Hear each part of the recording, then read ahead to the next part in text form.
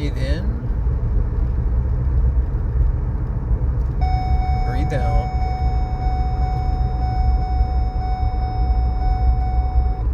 And you breathe in all of the wonderful teachings that Mr. Wilcox brought to the public at a high risk.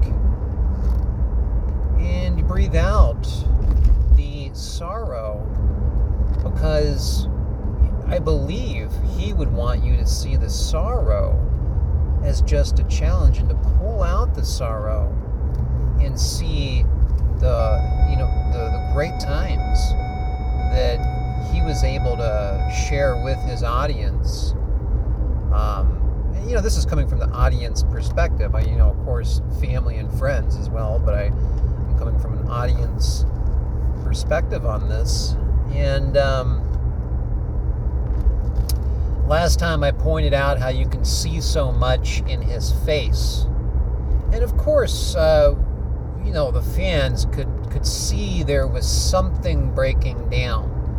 But it appeared to us, at least, that it was in control, yet possibly in the need of some phone conversations, possibly from some strangers, which I sent multiple times in letters with multiple contact. I said the last letter I sent, I said this is an extreme sense of urgency. I mean, it's all there. That's what I mean. I think I could see a lot of that in the fan base. Like, people were just very concerned, yet not to the point where it seemed like it was out of control. And of course, as you can tell, one of the telltale signs of someone who's battling a little bit of depression is they're up one day and down another day. And on the show, he was up, and then down for like 3 shows, then up, everything's fine, and then sometimes it was stable, almost like he was just very fragile, yet just kind of here, doing a certain thing, was kind of mechanical, yet you could see the fragility. But if you really look at the hours and the hours too, that really is consistent with the Macallic path. I mean, that's like warrior stuff. It's a man who, as Ram Dass would always say, you're doing spiritual work, you're helping other people, but you're also working on your own story and your own spiritual growth. And so everybody was helping everyone, in that space that he was giving us. And just to, I didn't really involve myself in the chat much, other than try to say comical, absurd things, but there were times when someone might say something that was indicative of suicidal thoughts, and that gave spirit workers an opportunity. I'm talking about in the chat during the show, the opportunity to jump in, and there was a couple times where I think I've seen somebody help another person, the times when I did pay attention to that aspect. And that's just another example of, someone who stepped in to his space, even if it was just at a long distance, and was affected. And the dream techniques in waking up in the dream, where you ask yourself, etc. I don't want to give away the book, but it worked the first time, and I was, a person who hardly ever remembered my dreams, except for during where I talk about modern initiation. I'm not going to get into that now, but there is a dream phase, and he, it worked the first time out, and I believe what was happening really was he had, figured out this method where you actually ask your spirit guides for this, and not only was able to wake up in the dream, but I was able to go back asleep and wake up, and I'm really able to do that all the time now. If I'm remembering that dream, I'm able to go right back into that same dream. I mean, it's happened many times, and so that was great. And as for the meditations, Mr. Wilcox, he's like a guided meditation master, and I believe, like, certain things he would say, and if you just fast forward to the end of the show, it's really easy to do. If you go through the ones that are available and watch those meditations, it brought me to tears many times. And I think a lot of that stuff he was channeling from some source, and I think there's a confusion about what Michael channeling is, for some people in channeling of other beings. Like, these beings are symbolic representation of higher density entities, which can be more than one. It's not just one presence. That could be like an Archangel Michael. People who are on the Michael path, engaged in the Christ impulse. That's all. Those are all esoteric terms, and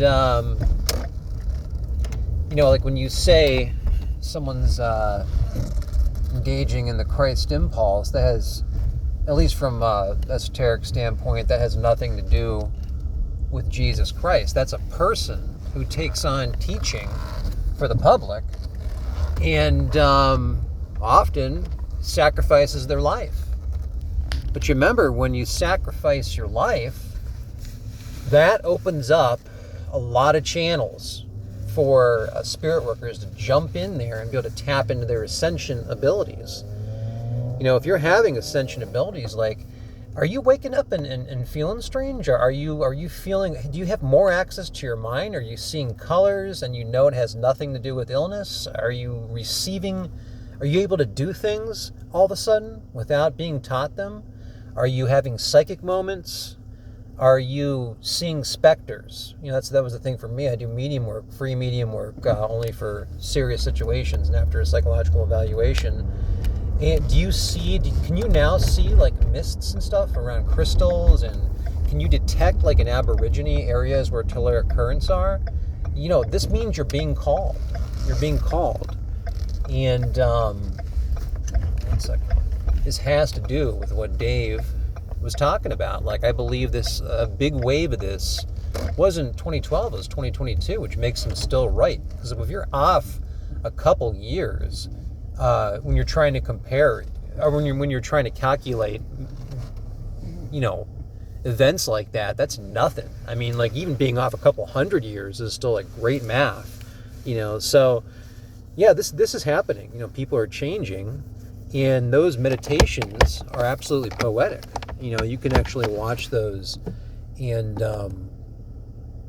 there's many ways to watch a show, but you can go back in the archive. Hopefully those can stay up, and just go to that end part of the show, and it's just some of the stuff he says is just absolutely beautiful. It's like on the spot, poetically significant to the meditation, and not a lot of people can do that. Like, how many people can actually, off the top of their head, like that? And I think there's a lot of, mantras are great, but I think maybe a lot of times when people repeat the same things over and over again, I know it does get you into a flow of consciousness, but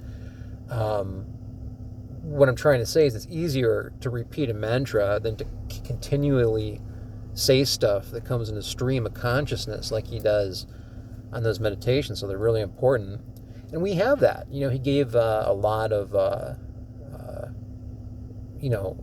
stuff that the public can see. There's a lot of stuff you can see, so you can enjoy your Sundays at 2 p.m. or what have you.